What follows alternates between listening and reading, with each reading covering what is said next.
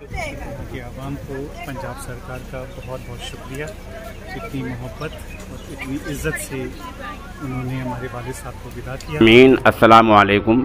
आज 26 ज़िलक़ाइदा है, 8 जुलाई है और हमारी ख़बर का उन्वान है पंजाब के रिटायर्ड डीजीपी इज़हार आलम का 48 घंटे पहले इंतकाल। 24 घंटे पहले मरहूम को सरकारी एज़ाज़ के साथ दरगाह सरहिंद शरीफ में दफनाया गया।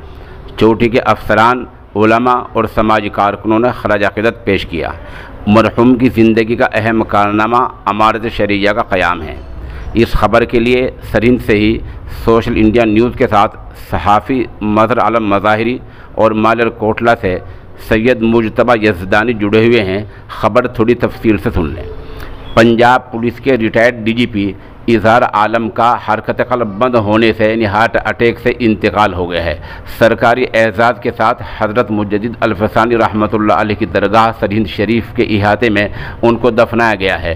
पसमानदगान में 3 बेटे और 1 बेटी है। बताया जाता है कि डीजीपी मरहूम के वालिद साहब भी इसी दरगाह के इहाते में मदफून हैं। इस सिलसिले में अमारत शरिया के सेक्रेटरी सैयद मुजतबा यज़दानी ने बताया कि इज़हार आलम 1949 में रियासत बिहार के चकनोटा इलाके में पैदा हुए। वो बिहार की मशहूर शख्सियत मौलाना वली रहमानी रहमतुल्लाह अलैह के दरसी साथी रहे हैं, क्योंकि इज़हार आलम की तालीम भी शुरू की मदरसा तालीम ही रही है। ये दोनों ही मदरसा शम्सुल उलूम के तालिब इल्म रहे हैं। फिर 1975 में उनका पंजाब पुलिस में तकर्रुर हो गया। कुल 35 साल तक उन्होंने पंजाब पुलिस में खिदमत अंजाम दी है और डीजीपी जैसे आला ओहदे से रिटायर्ड हुए हैं। 1987 में इज़हार आलम को उस वक्त के सदर जमहूरिया आजहानी ज्ञानी ज़ैल सिंह के हाथों पद्मश्री अवार्ड से नवाजा गया। उस वक्त इज़हार आलम की उम्र सिर्फ 38 साल थी। इज़हार आलम 2009 में पंजाब वक्फ बोर्ड के चेयरमैन भी रहे। मरहूम का एक अहम काम पंजाब में अमारत शरिया का क़याम है, जिसको उन्होंने चोटी के उलमा किराम की मौजूदगी में 2012 में कायम किया था। डीजीपी के इंतकाल पर हरियाणा, पंजाब और हिमाचल प्रदेश में गम का माहौल है। शिमला से मौलाना मुमताज़ कासमी, मुफ्ती इर्तिकाउल हसन, मौलाना मज़हर आलम मज़ाहिरी, मौलाना जावेद नदवी कहते हैं कि अपने वक्फ बोर्ड के चेयरमैन के दौर में जिस तरह से मरहूम ने मस्जिद की तामीर नो और मरम्मत के लिए खतीर रुकुमात मंजूर की हैं, वो तारीख़ का रोशन बाब है। उनके बेटे फैसल कर्नल ने कहा वो एक मुशफ़िक़ और मुरब्बी बाप से महरूम हो गए हैं। इस तदफीन में IG फैयाज़ फारूकी, आबिद सलमानी, पंजाब पुलिस के मौजूदा DGP दिनकर गुप्ता, उस्मान कुरैशी, मौलाना शमीम कासमी, हाफिज़ तहसीन वगैरह समेत हज़ारों लोगों ने शिरकत की है।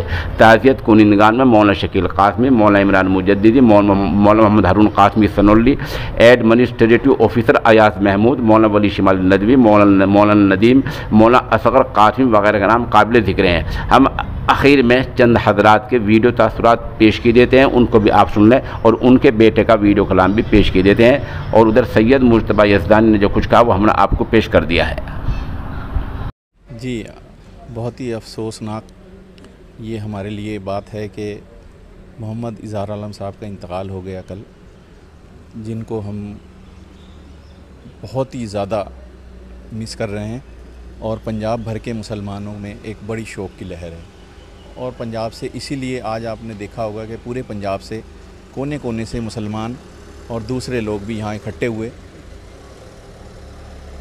उनकी मैयत में शरीक होने के लिए।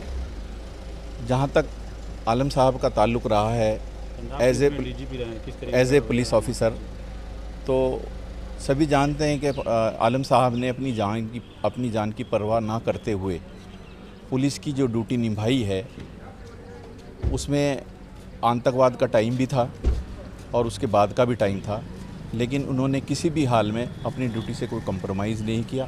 किसी भी तरह से जालिम के साथ कोई कंप्रोमाइज़ नहीं किया और जो लोग सताए हुए थे या मजबूर थे उनकी पूरी मदद की है।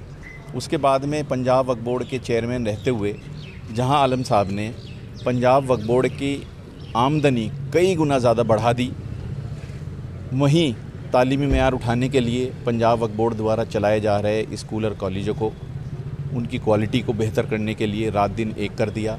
हम लोग उनके साथ बोर्ड में थे, ख़ास करके मैं एजुकेशन कमेटी का मेरे को कन्वीनर बनाया हुआ था वक्फ बोर्ड में।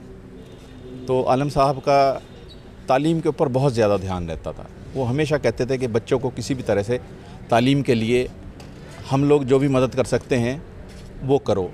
और ख़ासकर मैं बताऊं आपको, काफ़ी बच्चों को हमने अपने टाइम में स्कॉलरशिप दी है। मैं कभी भी इस काम के लिए जब उनके पास गया, उन्होंने कभी भी नहीं मना किया, कहते ये काम तो असली करने वाला है। वो कहा, इस गम के माहौल में हम यही कहेंगे कि इजहार आलम साहब का मिसाल पंजाब में अब आना बहुत नामुमकिन है, क्योंकि उन्होंने जो पंजाब के लोगों के लिए, ख़ास तौर पर पंजाब के मुसलमानों के लिए जो कुर्बानियाँ दी हैं, वो शायद मुसलमान सदियों नहीं भुला पाएंगे। इजहार आलम साहब कहा करते थे कि ख़ास तौर पे कहते थे कि पंजाब के अंदर जमात के साथियों ने जो काम किया है, उनके जितनी भी तारीफ़ की जाए कम है। वो कहा करते थे कि एक वक्त आतंकवाद का दौर था, जब मुसलमानों को निशाना बना दिया गया, उस वक्त उन्होंने प्रेस कॉन्फ्रेंस करके कहा था कि हमारा मकसद मुसलमानों को टारगेट करना नहीं था। इसलिए मैं एक ही नहीं, हज़ारों इजहार आलम साहब की ऐसी मिसालें हैं जो उनकी जो पंजाब के अंदर जो मुसलमानों के लिए कुर्बानियाँ हैं, उसे भुलाया नहीं जा सकता। मैं खुदा से यही दुआ करता हूँ कि अल्लाह उन्हें जन्नतुल फिरदौस में जगह अता फ़रमाए। लेकिन अब ये बहुत खुशी की बात है कि एक मदरसे का तालिब इल्म इतने बड़े पैमाने पर इतना ऊंचा मकाम तक पहुंचकर और ये सरअंजाम दिया कि आज पंजाब के लोग उनके एहसानमंद हैं, उनके किए हुए कामों को बहुत याद करके खुशी महसूस कर रहे हैं। कई हॉस्पिटल्स उन्होंने कायम किए, स्कूल्स कायम किए, वक्फ बोर्ड में रहते हुए मुसलमानों को ऊंचा उठाया। इमारत शरिया के मौके से पंजाब के कोने कोने तक उन्होंने मुसलमानों तक अपनी पहुंच की और जा कर के लोगों को बताया कि आप बाहर निकलें, अपने आप को मत छुपाएं, नमाज़ पढ़ें, टोपी लगाएं। और आज जो हम देख रहे हैं खुले फ़िज़ा में जो हम सांस ले रहे हैं, वो कहीं न कहीं इजहार आलम साहब की मेहनत की बदौलत है।